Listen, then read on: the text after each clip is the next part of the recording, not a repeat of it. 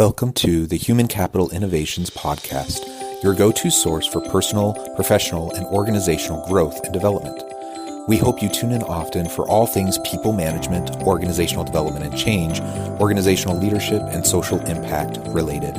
Maximize your personal and organizational potential with Human Capital Innovations Podcast.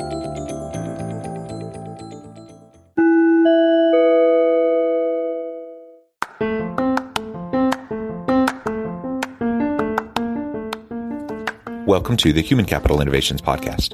In this HCI podcast episode, I talk with Mark S. Lewis about the ticket to impactful cultural change.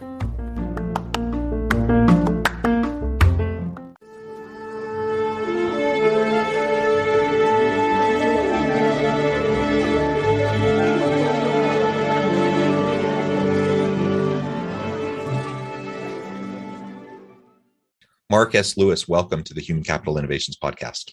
Hey, thanks for having me. Yeah, I'm super excited to chat with you today. We're going to be focusing on all things leadership and organizational change related and creating the type of culture that will help our organizations and our teams to thrive.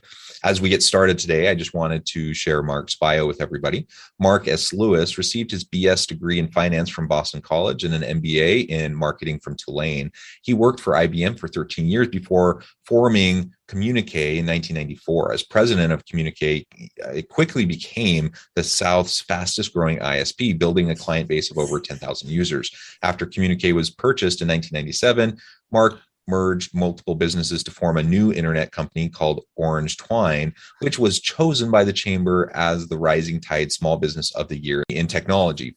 In late 2002, Mark became president of Louisiana Technical Council to assist the state in technology development. In 2005, he was selected by the governor's office as technology leader of the year for Louisiana. He helped Louisiana rise from 49th to 32nd out of 50 states in technology employment. And he continues to appear live for 12 plus years on WWL-TV's monthly program called Digital Gumbo that helps promote local technology initiatives and campaigns in the region. And really, I could go on and on and on, Mark. You've accomplished so many wonderful things. Anything else about yourself, your background, your bio that you'd like listeners to know? You know what I'm really excited about is over the last 10 years, I've actually moderate CEO roundtables, and I get together with 15 to 18 CEOs on a monthly basis throughout the year to help them initiate directives to help accelerate their growth, to help them learn from other CEOs and to network peer-to-peer. But a lot of CEOs can learn from other CEOs by being part of the roundtable, but then I can provide really some really important growth strategies for helping them. Yeah, that's excellent. Those types of executive roundtables can be very, very beneficial to everyone involved. And it's a great way for continual development as we progress in our own careers. That's fantastic. So something else that you've accomplished is your recent book published in late 2018, Give a Damn, the Ticket to Cultural Change. And that really is the driver behind the main topic for today. We're going to talk about the ticket to impactful cultural change within organizations. Maybe you can give us a little bit of a background to the book, how that came about, why you focused on that topic, and then we can start to unpack the ideas around impactful cultural change. Sure. If you told me 10 years, John, if I was going to write a book, I would have said, you're absolutely crazy. I'm not a writer. I didn't like English in school.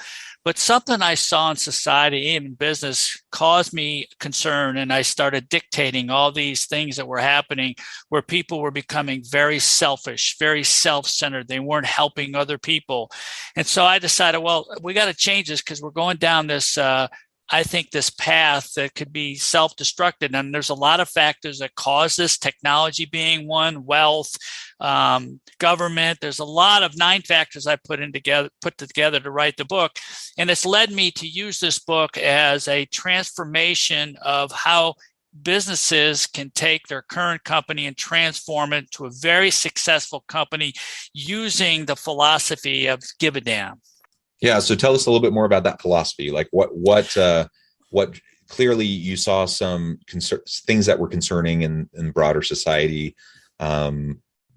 Why did you frame it that way? And then what are some of those elements that you really focused in on? Well, it's all about people and what can we do to help people. And so within the give a damn mentality, I found that successful leaders have to have certain human qualities in order to be very successful and to be able to hire the right people that can fit into their organization, that can transform what they're doing and make it kind of like a family type of atmosphere. So I developed a special interview technique, and it's really been very, very successful because I'm not so much concerned about what people know.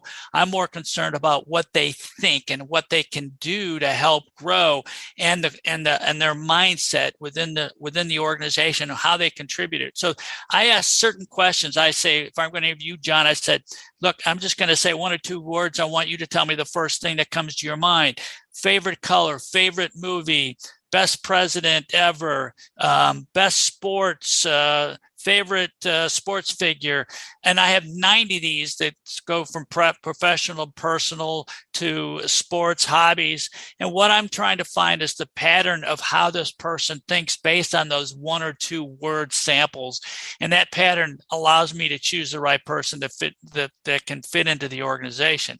And there's a lot of other factors that go into it as well, like making sure you take care of your employees. Because I always say, hey, I'd rather, if I can take care of my employees, then I know they'll take care of the customers. And that's a transformational leadership directive that I give to most of my, actually all the CEOs that contributed to the roundtable.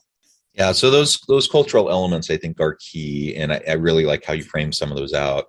Now, whatever the desired culture is within an organization, we have to be able to articulate that. We need to be clear-eyed about what we want and why, and then articulate that and explain the why to our people. But what else do we need to do in terms of driving meaningful, sustainable, and impactful organizational change around the culture that we want for the success of our organization? John, I think the most important thing is making people feel like they have value and a purpose within the organization. And that value and purpose that they're contributing to the value and the purpose is transformed by you as a leader developing those qualities and the traits to show that you're transparent, that you have empathy, that you want them to succeed. You're giving them the tools to succeed. And when they do succeed, you reward them for that success. And that starts the very beginning of an organization through their mission statement, through their vision statement, and especially the core values. When you implement core values and everybody buys off on those core values, and you stick to those core values you develop your mission and your vision, and everybody goes down that same path, that is what I believe is success and how you become a very successful organization. But there's a lot of other things, like making sure you set goals for them. And if you achieve the goals, you share in the success. It all leads to trying to do and serve other people, because in part, it's part of my book. If you serve other people, then that in fact serves you. So by taking care of other people, you benefit from that. But people get it in reverse. They always say, what's in it for me? That's their thinking. I'm trying to get away from that mentality. Yeah, and I like a servant leader kind of an approach to how we lead organizations. If we want a healthy, dynamic, innovative organization, we need to empower those around us. We need to trust in them. They need to trust in us. And that's really hard to do with an authoritarian style or a command control, micromanaging kind of an approach that just pretty much shuts down innovation and creativity. And so the servant leader approach, and we could quibble on the ins and outs of what that means exactly, but generally speaking, I think really what it means is that I have a developmental approach to my people, that I want to support them, I want to help develop them, and that I don't see myself above them. Rather, I see my job is to get the best out of them and to support them to accomplish that, and be willing to roll up my sleeves and work alongside them when necessary, but also lean on their expertise and empower them to leverage the expertise that they have that I may not have as the leader of the overall group. Yeah, I think you make a good point, John, because you need to know what you don't know. And some leaders don't think that they know everything. And I think that's an issue. But what you want to do is hire people that are smarter than you. and let them do their job. They're experts. You have an expertise in some level, but I'm not a good financial guy, right? So I want to hire a great financial person, let them do their job. Let somebody do their job when it comes to creating a lean organization. These people want that type of capacity and leadership to be able to do it. And if you let them do their job, everybody wins. And you should never, first of all, an authoritarian leader, it's not hard to do. It's impossible. You can't succeed that way because eventually people get fed up and they just leave. And so give them the people, the tools, the resources that they need to get the job well done. Give them goals. When they exceed those goals, give them rewards, and you just keep going down, and that's how business grows.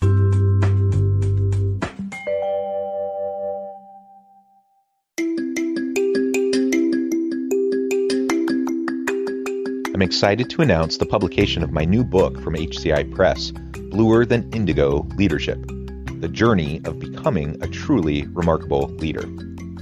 Early in my adult life, I learned about an Asian proverb that translates as bluer than indigo. If you think about the color indigo, it is a brilliant, deep, and vibrant blue, what some would call the bluest of blues. To have something that is bluer than indigo is rare and truly remarkable. Contrary to popular myth, there is no one-size-fits-all or cookie-cutter approach to effective leadership. There's no silver bullet, no secret sauce, no go-to model that will solve all of our problems.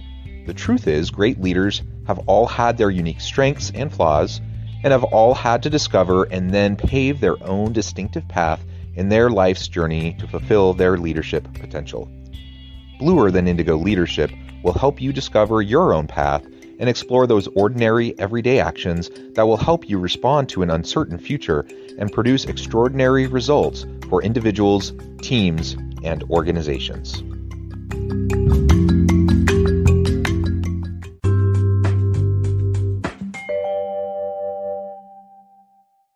Yeah, and you've talked a little bit to some of the kind of organizational integration, the institutionalization of core values that ultimately are going to drive the type of culture that we want. And it's a really important point, because we can't just, sit in a room and say, what do we want our mission, vision, values to be, write them down, put them on the website, put them up on a banner on the wall.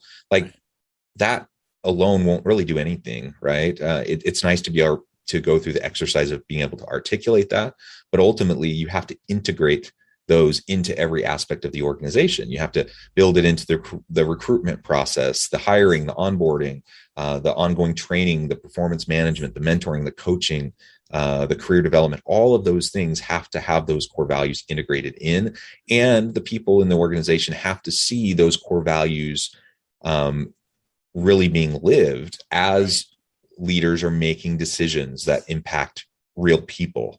And so I could say transparency is one of my core values of my organization, but if I'm constantly obfuscating and hiding and ignoring and trying to avoid, openness around sticky issues, then it doesn't matter that I say transparency is a core value, because clearly it's not. Clearly it's not actually driving decision-making and the actions and behaviors of the organization or the people within the organization, the leader. So we have to be consistent in how we live those values that we say are important. And only then, as we integrate it throughout the organization, we live it, will it actually start to shape and change into the type of culture that we really want for our people, so that we can be successful. And that's ultimately where a lot of change management fails. And it's where a lot of culture shift fails, as we're trying to have those types of healthy atmospheres. You make a good point, because you have to live what you preach. And what you preach, if you live that, then that gains trust and respect from the leader and to your employees. So you need to, by gaining that trust and respect, then people are going to want to do things to make the company successful. And, and I always say that your company is usually as strong as your weakest link. If you have a weak company culture, it affects everything down the line. So you want to make sure you're strong in all those areas, and the trust and the respect that you get as a leader. Those are the people that want to follow you. And when they want to follow you, they want to do the kind of things that can help not only them succeed and help them grow as an individual, but also help the company. Because, I always say, look, my goal here at hiring you as an employee is to continue your development. If you can develop and get greater expertise, and eventually, if you find something that might be better, I lose employees because I trained them, especially when I ran the Louisiana Technology Council, which was a nonprofit group. I brought them in with the expectation that they were going to leave because I gave them responsibilities, I gave them development, and as a nonprofit, it was hard for me to take the next step level, but I knew that they could get to the next level. And I was very proud of all the people that I've hired have gone on to greater and better things because I helped them improve their lives and gave them a better life, so to speak. Yeah. And I think that's honestly the mark of a great leader, is one that lifts everyone around them to become, to really achieve their potential and to become better than they were previously. Some people have a model of leadership where they basically try to use up the resource that they have on their team and, get as much out of them as they possibly can, squeeze every last ounce of productivity out of them. And then when they're done and they leave, or you kind of wash your hands of them and let them go their separate ways. That's not an uncommon kind of an approach and philosophy in how organizations manage their people.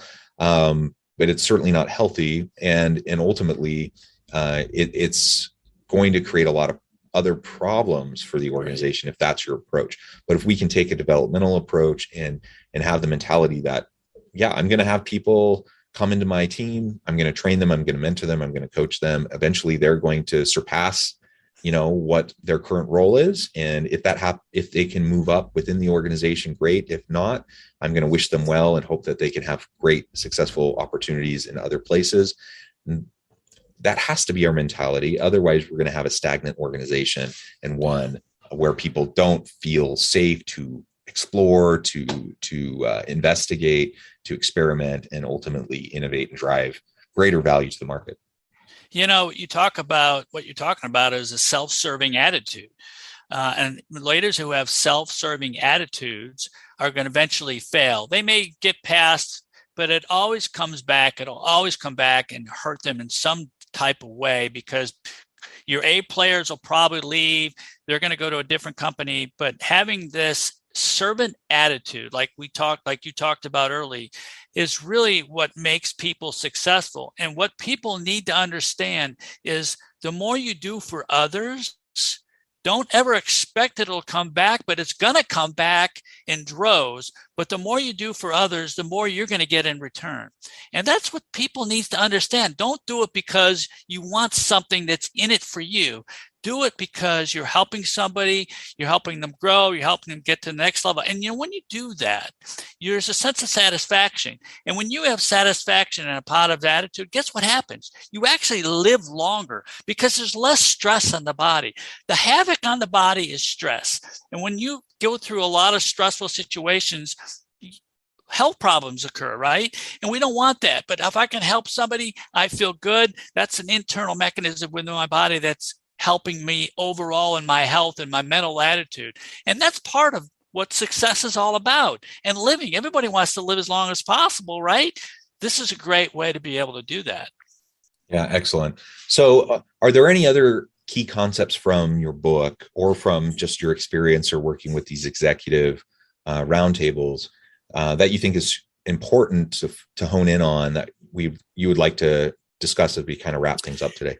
I think one of the most important things that people can do that, and most executives, and when I do this exercise with them, is on setting goals. They're very poor on setting goals. Goals have to be smart, right? They have to be specific, measurable, attainable, realistic, and timely.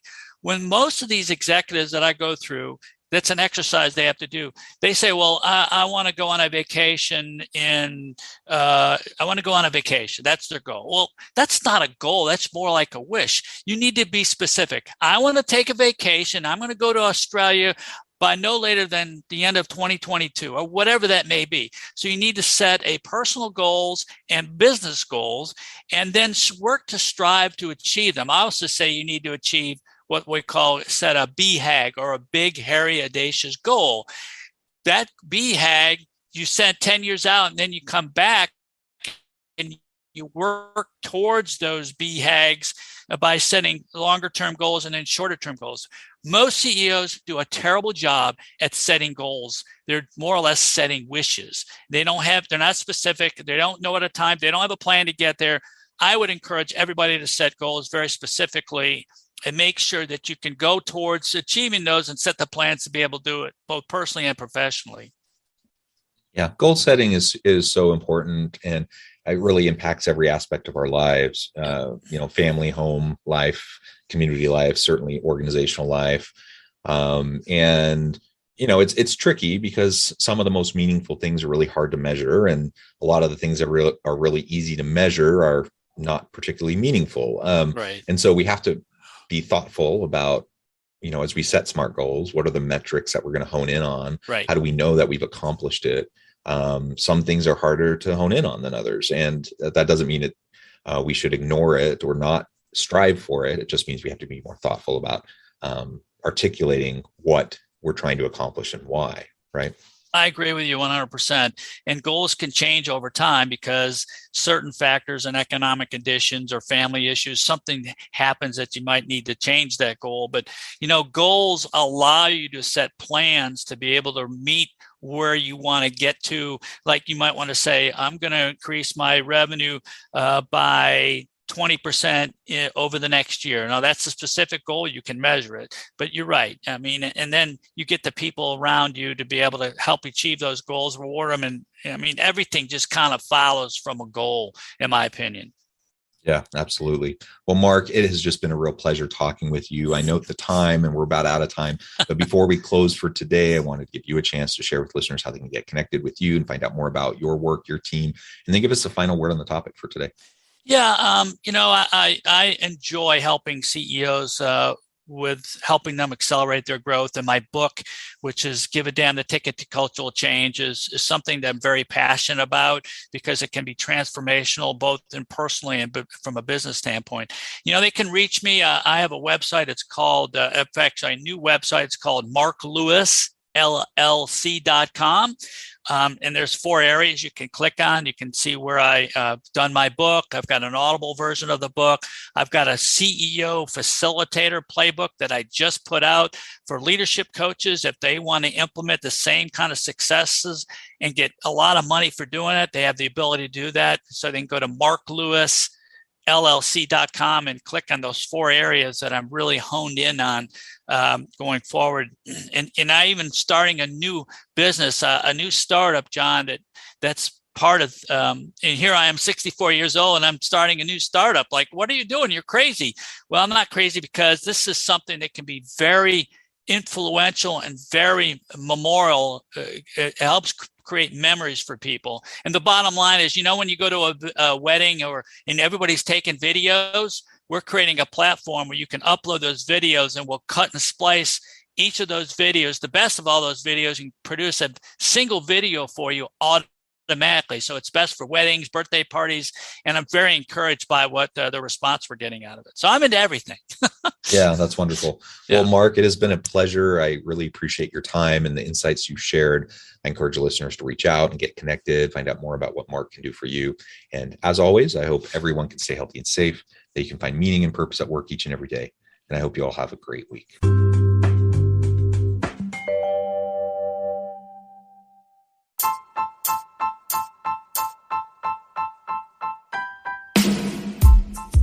The alchemy of truly remarkable leadership.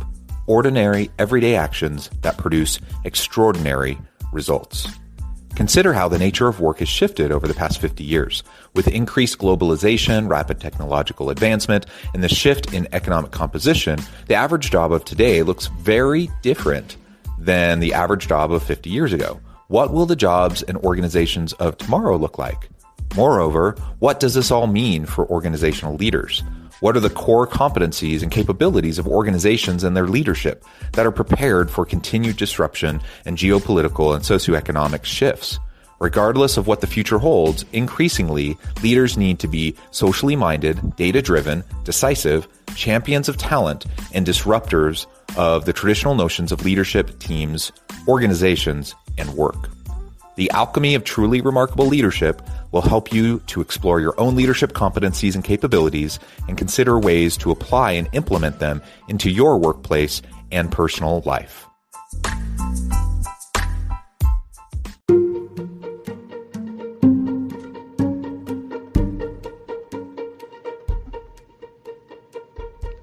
Check out Human Capital Innovations magazine, Human Capital Leadership. Human Capital Leadership is a free, interactive e-magazine with the mission to help individuals, leaders, and organizations find innovative approaches to maximize their human capital potential. We publish issues quarterly in August, November, February, and May. Take a look at the latest issue and let us know what you think.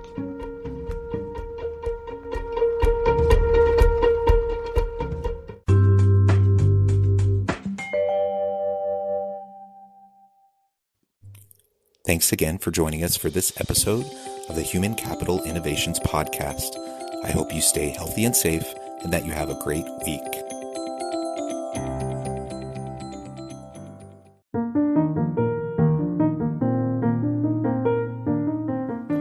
Check out our new weekly LinkedIn newsletter, Alchemizing Human Capital, exploring industry trends via original research and interviews with executives and thought leaders from across the globe.